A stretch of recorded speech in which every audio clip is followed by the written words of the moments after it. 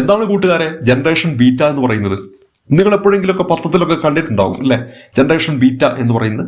അത് കണ്ടിട്ടില്ലെങ്കിൽ ഈ ഒരു ക്ലാസ് കേൾക്കുമ്പോൾ നിങ്ങൾക്ക് എന്താണെന്ന് മനസ്സിലാക്കാൻ പറ്റും. അപ്പോൾ എന്താണ് ജനറേഷൻ ബീറ്റ നമുക്കൊന്ന് പരിശോധിക്കാം. 2025 മുതൽ 2039 വരെ ജനിക്കുന്ന കുഞ്ഞുങ്ങൾ അറിയപ്പെടുന്ന പേരാണ് ജനറേഷൻ ബീറ്റ.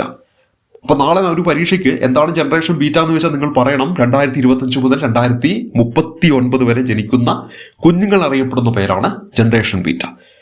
2035 ആകുമ്പോഴേക്കും ലോക ജനസംഖ്യയുടെ 16% ബീറ്റ ജനറേഷൻ ആയിരിക്കുമെന്നാണ് കണക്കുകൾ പറയുന്നത്. അപ്പോൾ നമ്മളിവിടെ പറഞ്ഞു ജനറേഷൻ ബീറ്റ എന്ന് പറയുന്നത് 2025 മുതൽ 2039 വരെ ജനിക്കുന്ന കുഞ്ഞുങ്ങളാണ്. അപ്പോൾ ഇതിനു മുമ്പ് ജനിച്ചവർക്കൊക്കെ എന്തെങ്കിലും പേരുകളുണ്ടോ എന്ന് നമുക്കൊന്ന് പരിശോധിച്ചാലോ. 1928 മുതൽ 1945 വരെ ഉള്ളവരുടെ കാലഘട്ടം അറിയപ്പെട്ടിരുന്നത് സൈലന്റ് ജനറേഷൻ എന്നാണ്. മലയാളത്തിൽ പറഞ്ഞാൽ നിശബ്ദ തലമുറ എന്നാണ്. ടെക്നോളജിയുമായിട്ട് കാര്യമായ ബന്ധമില്ലാത്ത തലമുറയാണ് സൈലന്റ് ജനറേഷൻ അല്ലെങ്കിൽ നിശബ്ദ തലമുറ എന്ന് പറയുന്നത്. ഇവരുടെ കാലഘട്ടം എന്താണ്? 1928 മുതൽ 1945 വരെയാണ്. ഈ വർഷം കേൾക്കുമ്പോൾ തന്നെ നിങ്ങൾക്ക് മനസ്സിലാക്കാൻ പറ്റും, രണ്ടാം ലോക മഹായുദ്ധത്തിന്റെയും മഹാമാന്ദ്യത്തിന്റെയും ഒക്കെ കാലഘട്ടമായിരുന്നു സൈലന്റ് ജനറേഷൻ എന്ന് പറയുന്ന ഇവരുടെ കാലഘട്ടം.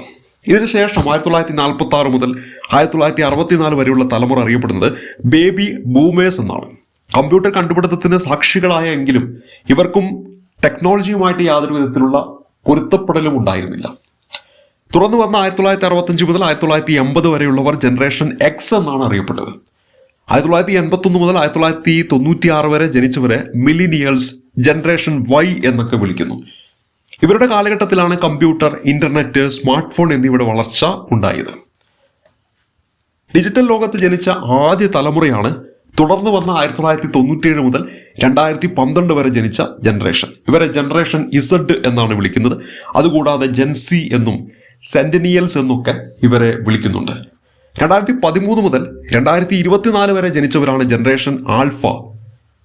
AI വിർച്വൽ റിയാലിറ്റിയുടെ കാലത്ത് ജനിച്ചവരാണ് ജനറേഷൻ ആൽഫ എന്ന് പറയുന്നത്.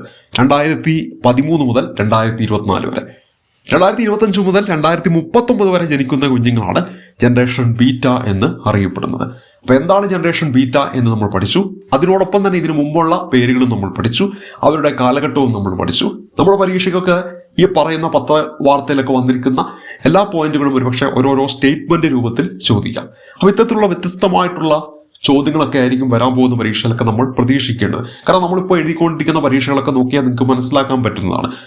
അപ്പോൾ അതുകൊണ്ട് തന്നെ ഈ ഒരു പോയിന്റ് ജനറേഷൻ ബീറ്റ എന്ന് പറയുന്ന ഈ ഒരു കാര്യം നാളെ ഒരു പരീക്ഷയ്ക്ക് ചോദിക്കുകയാണെങ്കിൽ ഇത് നിങ്ങൾ മറക്കാൻ പാടില്ല. അവിടെ പരീക്ഷയ്ക്ക് ചോദിക്കാം എന്താണ് ജനറേഷൻ ബീറ്റ. 2025 മുതൽ 2039 വരെ ജനിക്കുന്ന കുഞ്ഞുങ്ങൾ അറിയപ്പെടുന്ന പേരാണ് ജനറേഷൻ ബീറ്റ എന്ന് പറയുന്നത്. അപ്പോൾ നമുക്ക് ഇനിയുള്ള കുഞ്ഞുങ്ങളെ വിളിക്കാം ജനറേഷൻ ബീറ്റ എന്ന്. ഒപ്പം നമ്മുടെ പരീക്ഷയ്ക്ക് അതൊരു മാർക്കായിട്ട് നമുക്ക് കരസ്ഥമാക്കുകയും ചെയ്യാം. അപ്പോൾ നല്ല രീതിയിൽ പഠിക്കുക, ആസ്വദിച്ചു പഠിക്കുക. തീർച്ചയായിട്ടും വരാൻ പോകുന്ന പരീക്ഷയിൽ നിങ്ങളും ഉണ്ടായിരിക്കും റാങ്ക് ലിസ്റ്റിൽ നല്ലൊരു സ്ഥാനത്ത്. അടുത്തൊരു ക്ലാസ് കാണുമ്പോഴേക്കും നന്ദി, നമസ്കാരം.